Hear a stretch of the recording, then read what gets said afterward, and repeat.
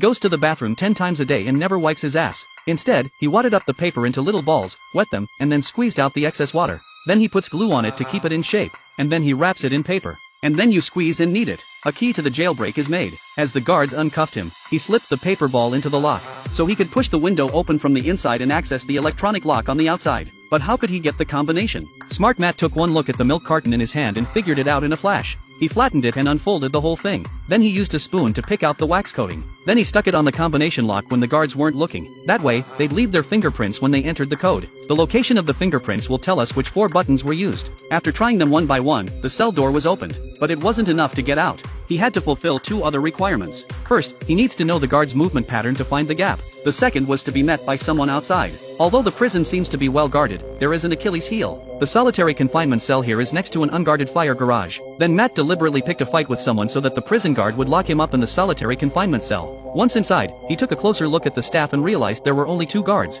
and they had a habit of smoking outside. This was the perfect opportunity for him to escape. Through the iron mesh above, he could clearly hear the guards opening and closing the door on the rooftop. He could calculate the time it took them to smoke. About 7 minutes. Finally, he can use the camera here to communicate the time of the breakout to his hacker friend. Once everything is ready, it's time to make the move. After unlocking the combination lock and exiting, Matt rewinds the security cameras to create the illusion that he's still in his cell, to buy him more time to escape. Then he used the air ducts to get to the fire station. Then he changed his clothes and disguised himself as a fireman, while the 2 guards were still smoking on the rooftop. Then it was time for his teammates to show up. The woman intentionally created an explosion in the parking lot next to the prison to draw the fire department out. Matt was already hiding under the car. By now, everyone's too busy putting out fires to notice him. He escaped in front of the guards. But he's not a criminal. He's a master escapee hired by the Federal Bureau of Management to test prison security. He's escaped from 15 prisons in the last 7 years. One day, the CIA approached him and wanted him to test a private prison. A private prison for the worst offenders in every country. Obviously, the test was very dangerous. But Matt agreed to do it anyway, because he didn't want them to escape and continue their evil ways. What he didn't realize was that the test would cost him his freedom.